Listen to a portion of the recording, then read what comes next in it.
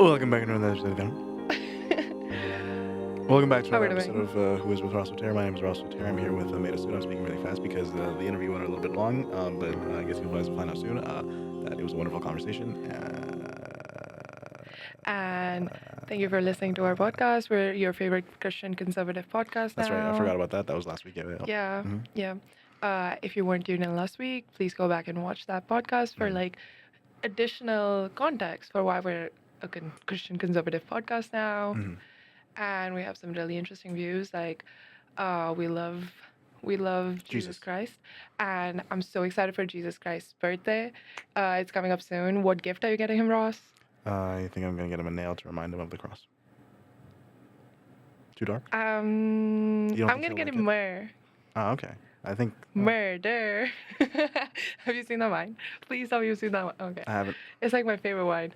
I don't actually mean I'm gonna get him murder. I'm just gonna get him myrrh because, like, you know, the three wise men, one of them got him myrrh or something. What is myrrh?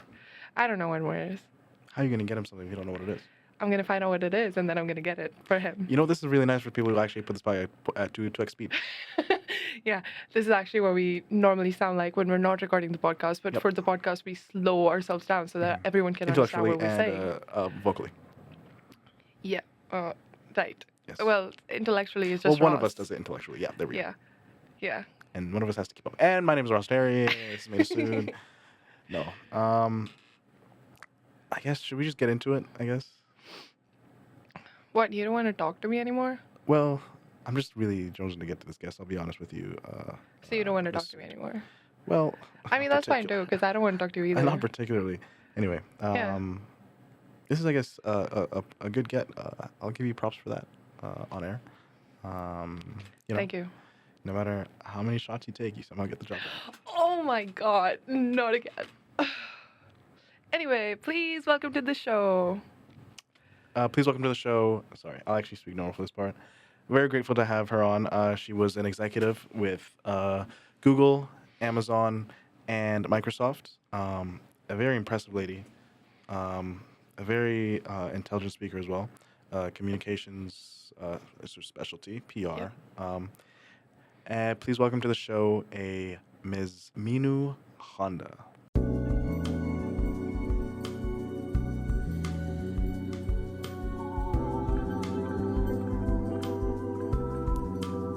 I wanted to give a very special welcome to Meenu Handa. Welcome to the show. Thank you. Pleasure to be here. We always start the show with one question. Who are you? Who am I? It's an interesting question, especially for me right now at the stage of life that I am at. But I think if I look back, I've always believed fundamentally life is nothing but a collection of experiences. And if I sort of look at my journey through that time frame of 58 years, I would say I'm a very curious, adventure seeker, experience seeker, looking to do different things all the time. And when I find something that I love, I go for it with all my passion. Yeah. When I was doing some research into you, I noted that we actually had the same first love, which is basketball. Oh, you did? Oh, that's Yes. lovely, isn't it? Yeah, it's my favorite sport. The only sport I really watch. When I was a kid, I told my parents randomly. I didn't even know what it was at the time, but I said to my mom, "Mom, when I grow up, I'm gonna be in the NBA." Maybe it was like 4 or 5. And did you? Did you make it? No, unfortunately. Oh, did God- you give it all you had? I gave it all I had though, and that I feel like was the most important thing. Yeah, it teaches you so much in life. Yeah. It does, yeah. You had some experience. Well, some experiences are quite an understatement, but you also played the game as well. I did. What was your experience like, especially in that environment, that team environment? So, firstly, you'll have to accept that the years that I played, which was from 1979 to late 80s, it was a time when basketball was not the most popular game in India. It was also not the time of the internet, so one never really had access to all the games we could watch. So it was really, and for me, it was just a serendipity. Yeah. I used to love sports, but I happened to be walking on the basketball court one day, picked up a ball and started throwing it around. And our coach, team coach, who was never there during the daytime, he would only come in the morning, coach the team, and then move on. He happened to be there. And he saw me and he said, called me out and said, why don't you come with your mom tomorrow morning? We practice at 6 in the mornings. Come to school by 6 with your mom. Because I was very young. I was just about 11. So I said, okay, why not? I asked my mom. She said, yeah, sure, let's go. So we went and met him. And he said to my mom, I think your girl has talent. I'd love for her to join the team. And that would mean she has to come in for practice every morning at 6. I know she's young, but there are some girls who live in the colony. She can come with them because there was no school bus. You had to come by public bus.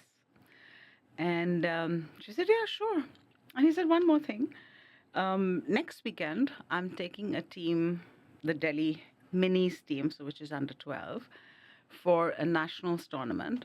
And why don't you send her along? So my mother looked at her, she doesn't know how to play. So he said, yeah, I know. Doesn't matter. It'll be a good experience for her. And lo and behold, I went. And of course, I wasn't made to play all the time. I had to actually go and cry to the coach and say, you have to make me play one time. You brought me here, you have to make me play. And he put me in for 15, because minis used to have 4 quarters. So he put me in for 15 minutes. I had no idea what I was doing because I never played the game before. Yeah. So all I know is wherever the ball was, I was next to it. But that was the beginning. And then when I came back, I started going for practice every morning, played for the school team. Next year, I went as captain of the same team that I went last year. So it was pure chance, luck. But then that I gave it all I had. So it was just one of the finest 10 years, decade of my life. All my closest friends are all basketball players because we used to play together all the time. We used to be traveling together. As a team, it taught me so much. Firstly, as a sport, it taught me how to lose. Yeah. It taught me about perseverance, that you lose one day, but you get up, go get onto the court next day, make it happen again. So there's a lot. And the whole thing around team, it's not a team with all stars that wins. It's a team that plays together that wins. Mhm. So there was so much learning and just the most fabulous 10 years. Yeah, I mean, you kind of brought up some interesting points that I also kind of gleaned from basketball. But especially the point about I guess just jumping into it, get into the deep end, figuring it out as you go, and then having the perseverance to stick through it. Yep. Yeah.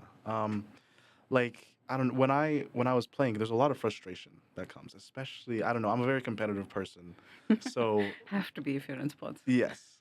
Losing burns you up on the inside. Sure. Of course. Yeah. And it's kind of tough. It was tough for me, at least at the start, figuring out what lessons I needed to learn from every loss. How was that process for you, learning how to lose, essentially? I mean, like you said, it's heartbreaking. It's disappointing. But it also then lights you up in a way that you want to go and fix it. You want to make it happen. Mm-hmm. You want to change the circumstances. So you just get up, go out there, you know your weaknesses, go out, practice more, work together as a team, and go back on court and make it happen. And I think, look, fundamentally, like you said, the point about being a competitive person, it always hurts. It hurts each time, even today. Mm-hmm. Whether I was in the corporate scenario or actually I took it on upon myself to put myself in a tougher spot, which is I started to learn how to do pottery. So I'm a hobbyist.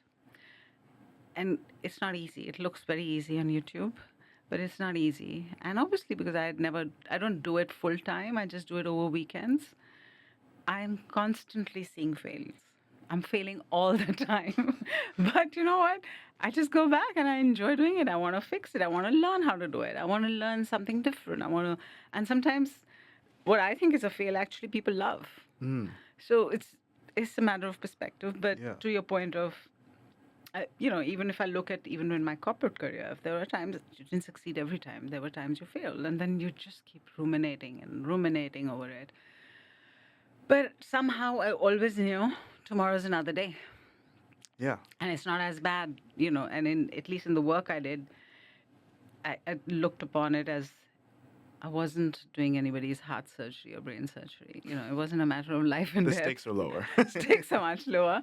So it's fine. Get up next day and do it again. So Yeah. I think that's the fun part of it. I think, sorry, I think you also have to kind of fall in love with the process. Yeah, absolutely. And unless you actually start finding joy in the process of keeping on going, then you can't really get back up on the horse and just learn from your failures. Totally. I mean, you have to, and that's an advice I give to a lot of the young career professionals, is to find something that you love and then just go for it. Give it, the passion comes naturally when you love something. So yeah, that is absolutely true. You have to, I'm sure I tried a few other things which I didn't really feel very strongly for, and I didn't go back to them. But yeah, basketball, my work, I'm not even mentioning my family, friends, and kids. But basketball, work, pottery, I love it. I just, I was curious. So failure, yes, hurts, but it's always a learning process. Yeah. I was curious about like the type of loss and the differences that you've at least felt with compared to pottery, which is not something you do it for yourself, essentially, versus something like your corporate career, or even like basketball, where you're not just doing it for yourself. There's people around you who depend on you. How you kind of the differences that you felt and comparing those, like the losses and the lessons you've learned from each. So I would say let's go back to the basketball time, right? Yes, there were days when it just wasn't my day. There's this one match we have never forgotten. My school team, we were playing this other team, which was, I was DPS, they were CGM. Whoever is listening and knows Delhi schools will know what I'm talking about. And we got onto the court. We were known as a better team. The match started.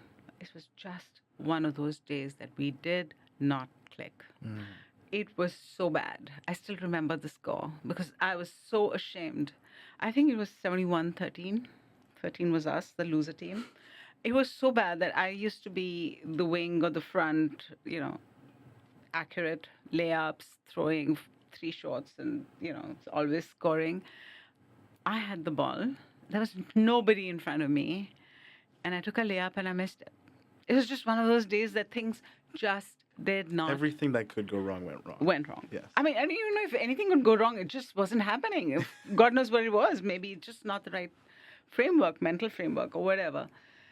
And it was, as you can remember, that's the one loss I have not forgotten. It still hurts. But you know what? It was okay. We just didn't click together as a team. And then we went out and we played another tournament. We won that tournament. And we had the most beautiful game. So sometimes it's okay to be kind to yourself, is the lesson that I've learned. And it was nobody's fault because nobody clicked. There are moments when one person clicks and then you just make sure you're making that person be the person who can make us win that day, right? So, or sometimes you just pick up the pieces for everybody and make it happen. But that was really basketball. From a professional point of view, yes, there's much more at stake. But I think, again, I don't know of any professional who has succeeded without the support of a team. It's always teamwork.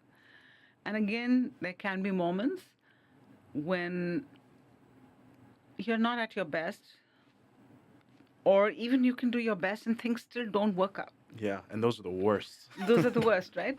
Or, like in my profession, it's all about choosing the right words. And I, again, remember one time I chose a word which had worked previously in previous situations, but in this one, it just didn't. It backfired.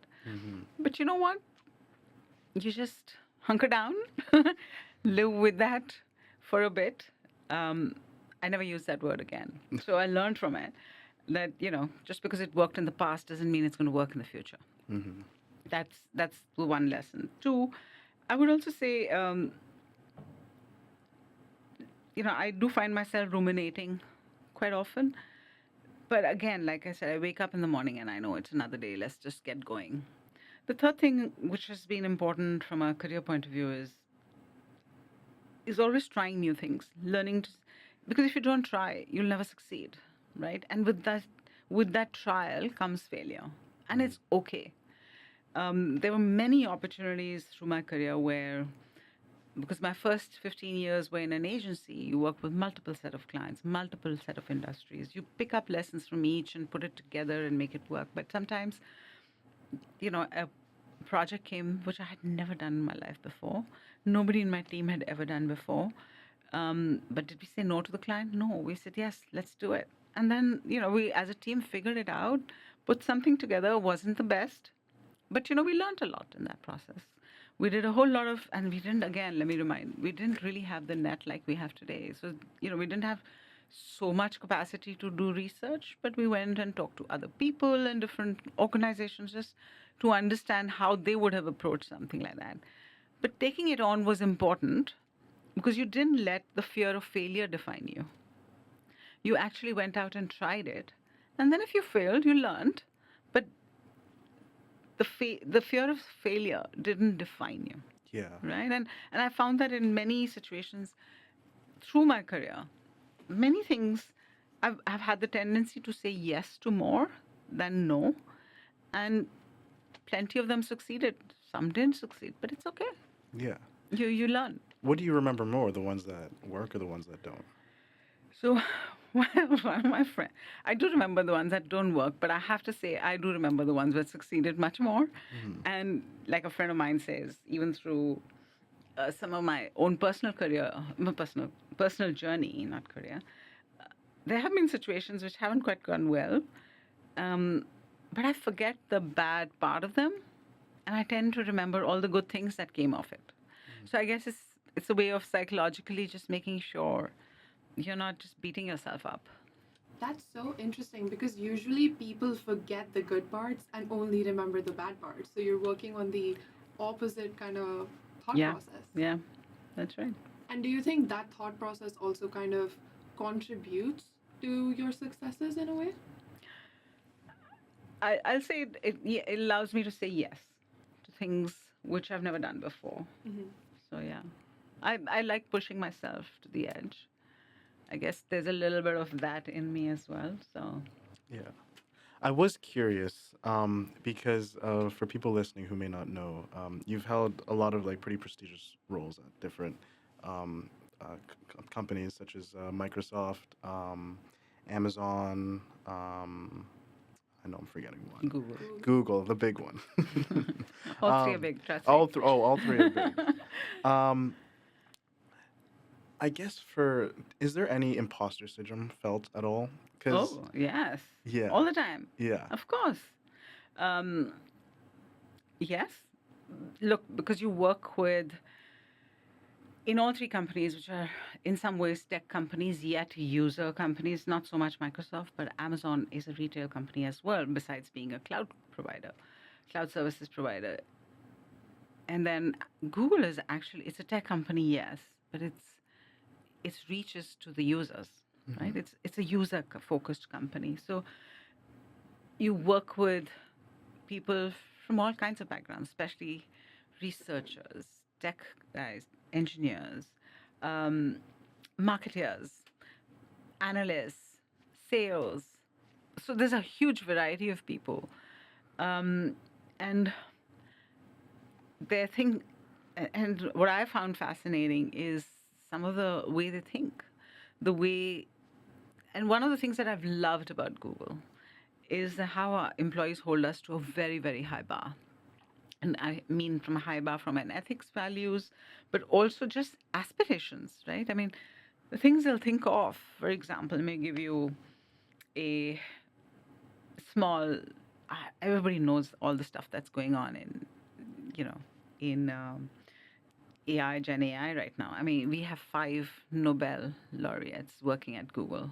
And I'm like, okay, I'm in the same company as that. And I engage with all of them. And I'm like, okay, so it's very hard not to have that imposter syndrome.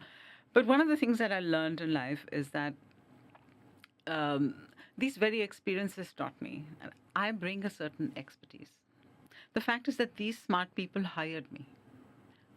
So there's obviously something I have that they don't have. They specialize in something and I specialize in something.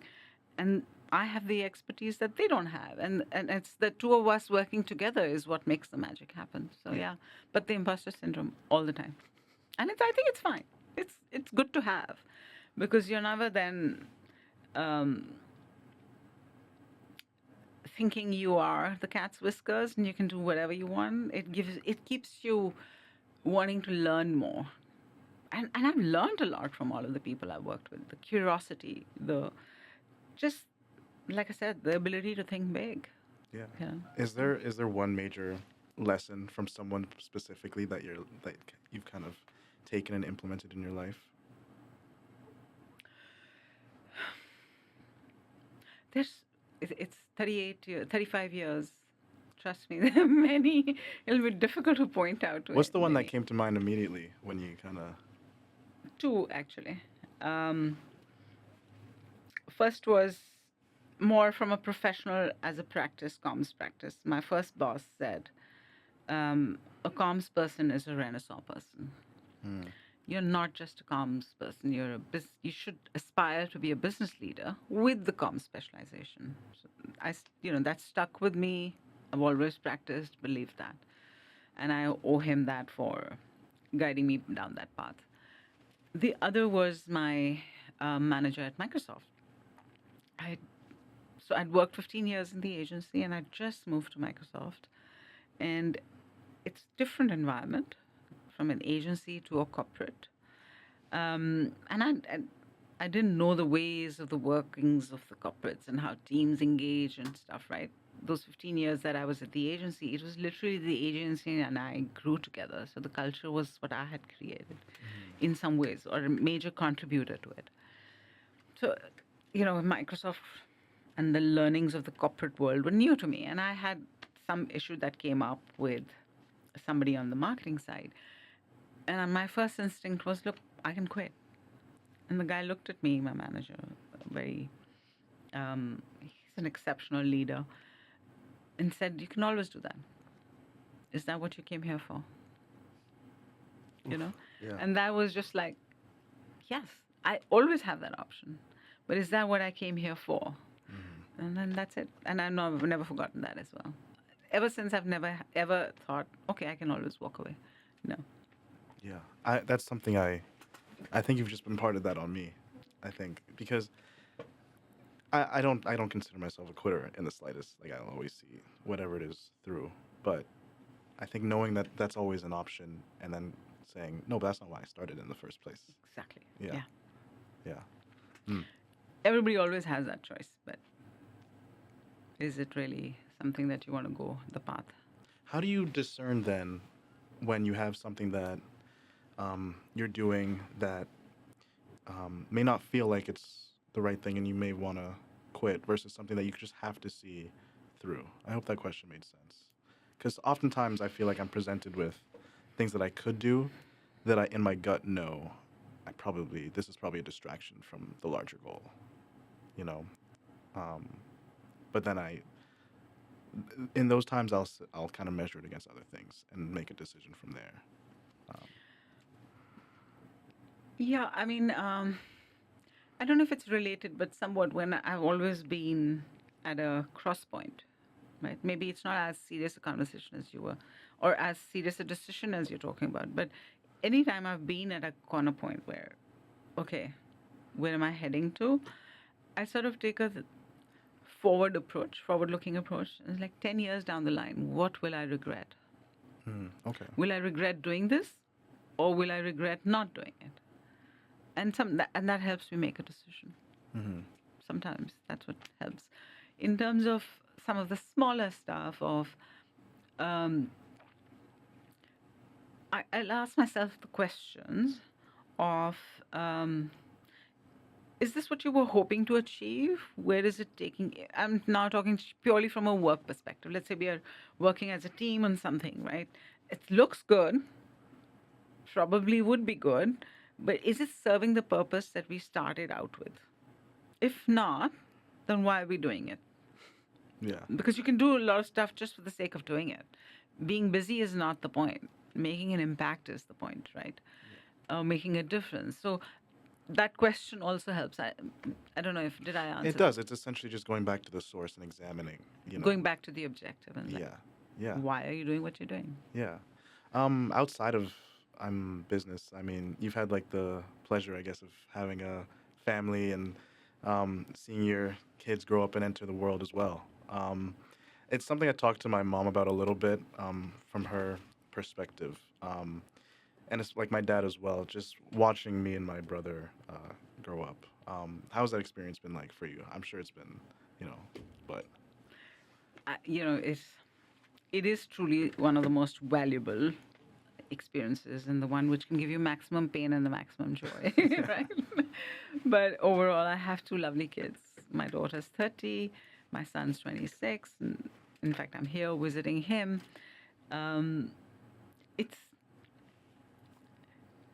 It's sometimes it's like an out of body experience when you watch your grown up kids do the things you were doing at some point of time, or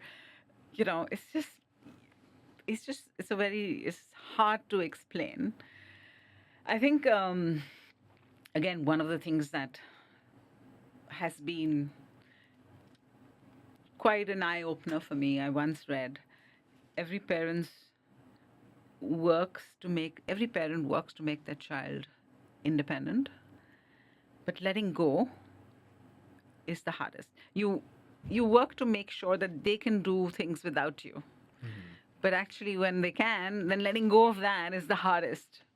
So that is, very often I still find myself like, why don't you do this? And then I have to, they also remind me, I'm 30 or I'm 26, and then I have to just back off and say, yeah, your life. But it is funny. So it never, sorry. So it never truly goes away, like the urge to be like, hey, why don't you do it like this instead? So I don't think the urge goes away. It's just how you manage it. And more recently as well, it's very tempting to say, I told you so. And I cannot say that I don't say it. I do end up saying it when I shouldn't, but I do end up saying it sometimes, not all the times. Thank God I've learned that. But it's also like, I was observing some conversations that were happening, and I kept quiet. And these were not conversations with me. They were independent conversations between my son and his colleagues. And I heard them because I just happened to be in the room, and I kept quiet. I had a point of view, but I kept quiet. Then I heard those conversations again a second time. And then the third time, my son comes to me and says, I'm really frustrated about this. And I'm like, I've been hearing that conversation. And here's the problem. You're talking one thing, they're talking one thing. You're both trying to tell each other, but you're not really saying why. So, so here was a moment where I'd held myself back, but I was able to tell him at the right point of time as what he was, what was missing in what I was observing. So, could do that. But there are times when they've called me and they're venting, and then I get into that problem-solving mode, and then suddenly I'm told that, stop. I don't want you to solve my problem. I know what needs to be done. Just hear me out. I was like, okay, whatever. Where it's natural tendency as a parent, just, as somebody you care so deeply for, that you will start talking about solutions. Yeah. Did he take that advice? I think so. He did. Yeah. Yeah. Okay. It was sensible advice. He saw my son's the most logical human being in the world. I have to tell you this story. So he, from a very young age, has been obviously into gaming, and he used to love watching the screen. And I'd be a full-time working mom. I'd come home. I'd see him on weekends at home in the evening. So I would obviously at all times go and sort of, Arman, come on, stop doing this. And he was 11 years old. And one time I walked into his room and said my piece.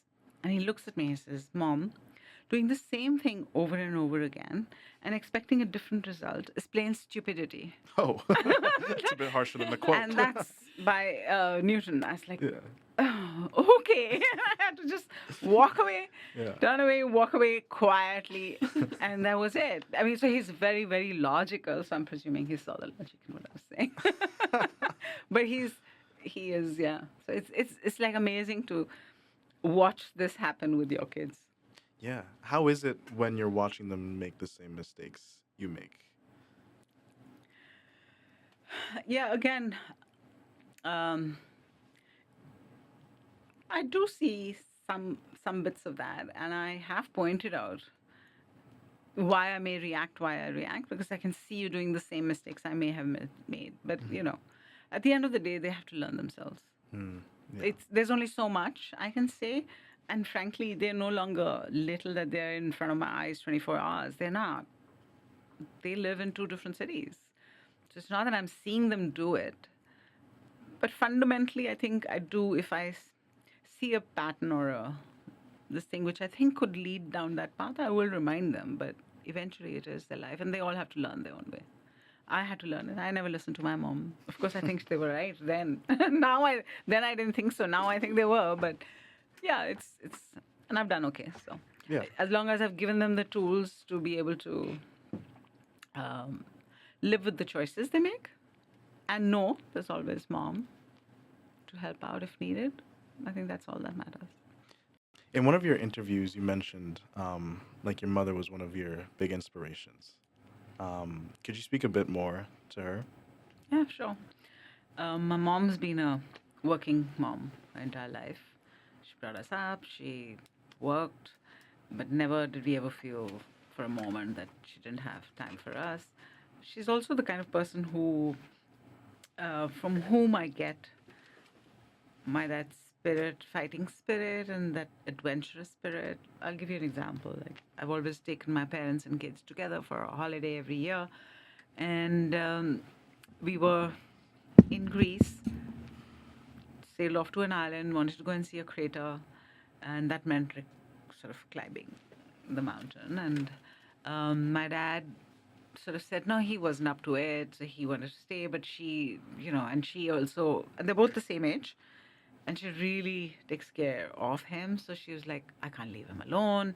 She feels he has to be babied, and he loves being babied. So, so she's like, no, I can't leave him alone. She said, okay, then you guys stay here. It was a very comfortable place. We'll go up, and we'll come down soon. So we trotted off, and we reached the top, and we were just looking around, and then I happened to look back at the path, and suddenly I see my mother trotting up. I was like, what are you doing here? She was like, I decided, why should I not see what I want to see? So there's, he's fine there. He can stay by himself there. And she sort of took it upon herself to walk up that path by herself. And she was pretty old at that time. She was like almost 70. So, that thing of always looking for new things to do, being creative in her approach. She used to be a fantastic needlework person, and she continues to do some of that. In between, she decided to learn how to do tanjore painting, so she does that. She's always looking to do different things, doesn't give up till date. She will go for her 1 hour walk no matter what happens. And, she's 86 now, but she will do it. So it's just her spirit, of never sort of saying no to anything. And if you say no to her, she will prove it. She'll prove you wrong. That no, you can't do this. She'll prove you wrong 3 times over. So it's just, that's where I get that. There's a lot I get from my dad as well. Let me not put him out of this picture completely, but in case he does hear this, he taught me many other things. But it's my spirit comes from her. Yeah. I read your LinkedIn retirement post, and there were a few things that I kind of picked up from it that I was really interested to ask you about. But one thing particularly was you described your feeling as nervous excitement, which I read those 2 words specifically, nervous excitement, and a lot of times it's how I feel about, like, I'm about to graduate and enter into, like, the quote real world, and there is a bit of nervous excitement. like how do you feel now as you're kind of like your career's at least that stage of it is kind of done and you're entering into this new stage? Yeah, but it's too soon still, Yeah. because it's just about a month and a half. I think 1st October was my first day of retirement, um, or I call it the Liberation Day. So, Freedom. so it's just been a month and a half, and I've been out, just spending time with the kids. It's too early to say. I have a feeling I'll know much more next year. Mhm. But the reason I said nervous excitement was because it's a very conscious choice I made, and I do know I'm going to live a few more healthy years. So, and I'm very used to having a very different kind of identity. Mhm.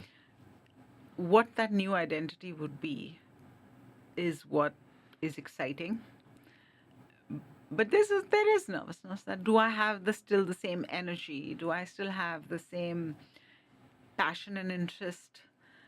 So it's just, nervous because I don't know where this is going to go, excited because I don't know where it's going to go. So it's just, yeah, I can't say it's all perfect. I do worry sometimes about myself as well, and that's where the nervousness comes in. But it's still it's because I don't know what I'm going to do. How would you compare where you are now versus like the start of your career and I guess that nervous, excited? I don't know if you would describe it back then as that. Um, I would say nervous excitement now. Back then, it wasn't nervous excitement. It was just what? It was just trying to find what I'm going to do. And I tried a few things before I finally landed up in the agency. And when I did, I knew this is it. This is where I want to be. But, I often describe it's a very visual description of when you're young, in your case, right? When you're just entering a whole new phase in your life. The world is, you can look at the path ahead like this because there's so many options, right, that you could go with. And as you get a little older and you get to my age, the path narrows. I can't suddenly decide I want to be a rocket engineer, or I want to get into robotics. It's not going to happen. So the paths narrow down.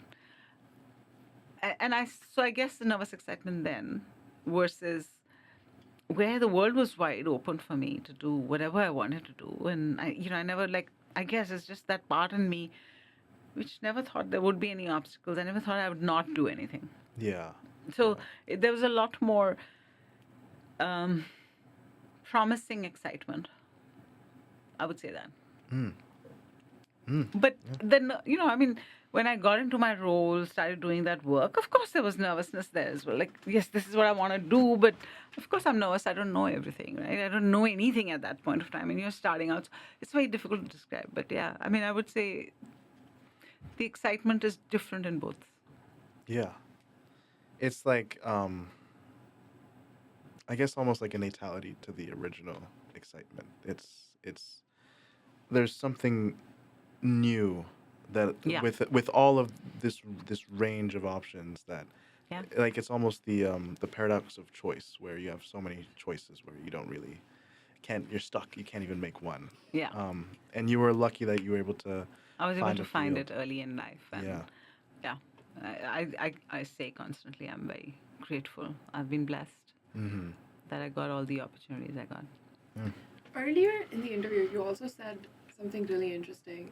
Your advice to like young people or like people early in their careers is always find something you love, and then you're gonna enjoy work or something, which is a lot different from a lot of the advice that's been going around right now for young people. Like Scott Galloway is a big advocate of find something you're good at, not something you love. So, especially in this like economic climate.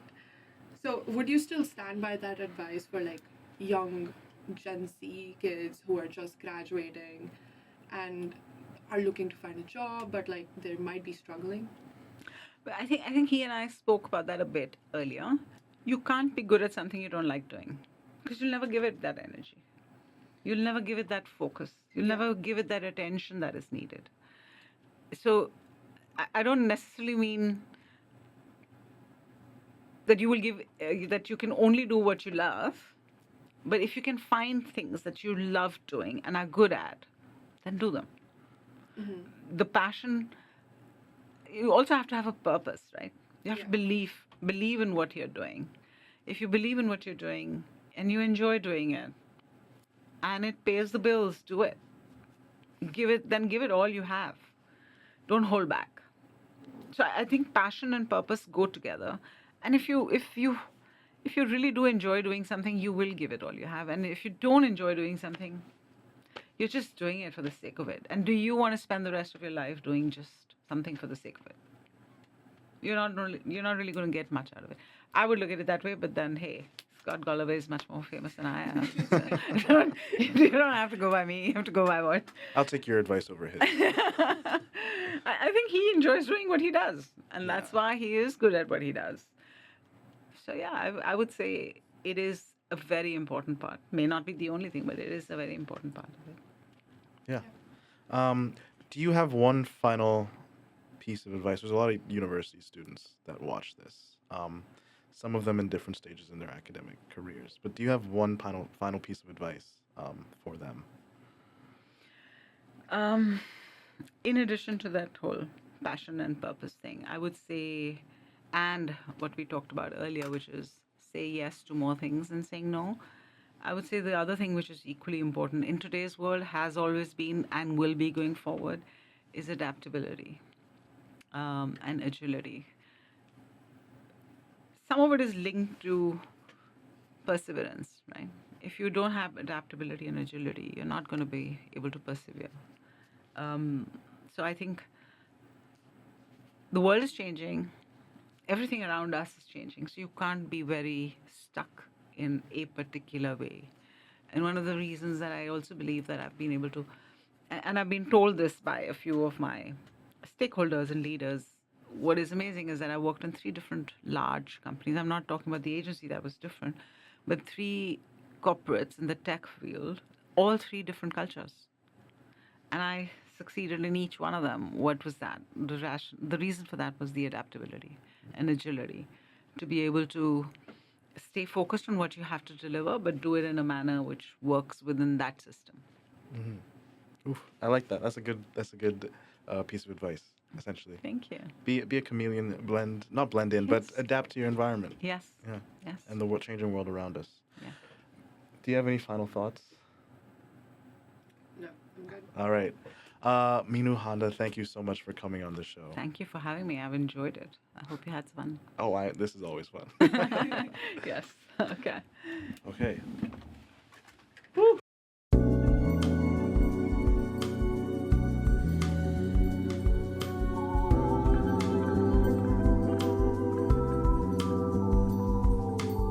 This has been a Valinov production. Who Is with Ross Oteri is recorded at CITR 101.9 FM on the traditional, ancestral, and unceded territory of the Musqueam people. The podcast is hosted and produced by Ross Oteri, executive produced by me, Maydha Sood, edited by Soltan Sukareye, with graphic design by Heath Johnson, incidental music by Sean Henry Ikpa, and theme by Ethan Gohring. We'd love to hear your story. Fill out the guest intake form and you too may be featured on the show. Bye.